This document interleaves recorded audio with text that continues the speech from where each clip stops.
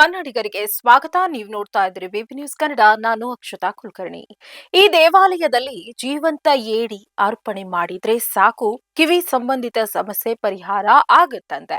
ಅಲ್ಲದೆ ಜೀವಂತ ಏಡಿಗಳನ್ನ ಅರ್ಪಿಸೋದ್ರಿಂದ ಮಕ್ಕಳ ಕಿವಿ ನೋವು ಹಾಗೂ ಕಿವಿ ಸಂಬಂಧಿತ ಸಮಸ್ಯೆಗಳು ಗುಣಮುಖ ಆಗತ್ತೆ ಅನ್ನೋ ವಿಶಿಷ್ಟ ಸಂಪ್ರದಾಯ ಎಲ್ಲಿ, ಯಾವ ದೇವಾಲಯ ಅಂತೀರಾ? ಈ ಸ್ಟೋರಿ ನೋಡಿ.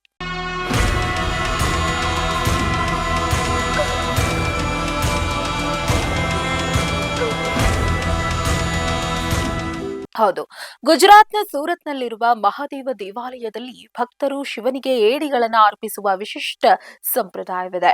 ಕಿವಿ ನೋವು ಮತ್ತು ಇತರ ಕಿವಿ ಸಂಬಂಧಿತ ಸಮಸ್ಯೆಗಳಿಗೆ ಪರಿಹಾರಕ್ಕಾಗಿ ಈ ಅರ್ಪಣೆ ಮಾಡಲಾಗತ್ತೆ. ರಾಮನು ನಿರ್ಮಿಸಿದ್ದಾನೆ ಎಂದು ನಂಬಲಾಗುವ ಈ ದೇವಾಲಯದಲ್ಲಿ ಮಕರ ಸಂಕ್ರಾಂತಿಯಂದು ಏಡಿಗಳ ಅರ್ಪಣೆ ಹೆಚ್ಚು. ಅರ್ಪಿತವಾದ ಏಡಿಗಳನ್ನ ನಂತರ ಸುರಕ್ಷಿತವಾಗಿ ಸಮುದ್ರಕ್ಕೆ ಬಿಡಲಾಗತ್ತೆ. ಈ ಅಪರೂಪದ ಸಂಪ್ರದಾಯದ ಹಿಂದೆ ಒಂದು ಆಸಕ್ತಿಕರ ದಂತಕಥೆ ಇದೆ.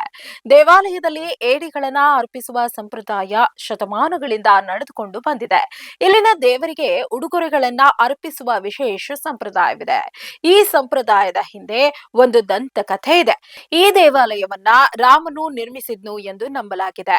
ಆ ಸಮಯದಲ್ಲಿ ಇಲ್ಲಿ ಒಂದು ಸಾಗರವಿತ್ತು. ರಾಮನು ವನವಾಸಕ್ಕೆ ಹೋದಾಗ ಸಮುದ್ರದಿಂದ ಒಂದು ಏಡಿ ಈ ಸ್ಥಳದಲ್ಲಿ ರಾಮನ ಪಾದಗಳಿಗೆ ನಮಸ್ಕರಿಸಿ ಪದೇ ಪದೇ ಹೋಗುತ್ತಿತ್ತು. ರಾಮನು ಅದರ ಪಾದಗಳನ್ನ ಮುಟ್ಟಿ ಸಂತೋಷ ಪಡುತ್ತಿದ್ದನು. ಆಗ ರಾಮನು ಏಡಿಗೆ ವರವನ್ನ ನೀಡಿ, ಈ ದೇವಾಲಯದಲ್ಲಿ ಶಿವನಿಗೆ ಅದನ್ನ ನೈವೇದ್ಯವಾಗಿ ಅರ್ಪಿಸಿದ್ರೆ ಅವನ ಎಲ್ಲಾ ಆಸೆಗಳು ಈಡೇರುತ್ತವೆ ಎಂದು ಆಶೀರ್ವದಿಸಿದನು. ಅಂದಿನಿಂದ ಈ ಸಂಪ್ರದಾಯ ನಡೆದುಕೊಂಡು ಬಂದಿದೆ. ರಾಮನು ತನ್ನ ವನವಾಸದ ಸಮಯದಲ್ಲಿ ಇಲ್ಲಿ ಶಿವನನ್ನ ಪೂಜಿಸುತ್ತಿದ್ದ ಅಂತ ಹೇಳಲಾಗುತ್ತದೆ. ಇಲ್ಲಿನ ಏಡಿಗಳಿಗೆ ಯಾವುದೇ ಹಾನಿ ಮಾಡದ ಜನರು ದೇವಸ್ಥಾನದಲ್ಲಿ ಅರ್ಪಿಸುವಂತಹ ಏಡಿಗಳನ್ನ ಅಧಿಕಾರಿಗಳು ಸಂಗ್ರಹಿಸುತ್ತಾರೆ. ಶಿವನಿಗೆ ಅರ್ಪಿಸಿದ ನಂತರ ಏಡಿಗಳನ್ನ ಸಂಗ್ರಹಿಸಿ ಸಮುದ್ರಕ್ಕೆ ಬಿಡಲಾಗತ್ತೆ.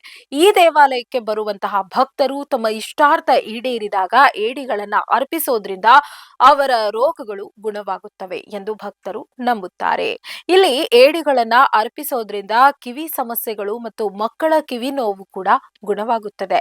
ಇಲ್ಲಿಗೆ ಬರುವ ಮೂಲಕ ಅಥವಾ ತಮ್ಮ ಇಷ್ಟಾರ್ಥಗಳು ಈಡೇರಿದ ನಂತರ ಪರಿಹಾರ ಪಡೆಯುವ ಭಕ್ತರು ಮಕರ ಸಂಕ್ರಾಂತಿಯ ದಿನದಂದು ಶಿವನಿಗೆ ಏಡಿಗಳನ್ನ ಅರ್ಪಿಸುತ್ತಾರೆ. ಇದಾಗಿತ್ತು ಈ ಹೊತ್ತಿನ ವಿಶೇಷ ವರದಿ.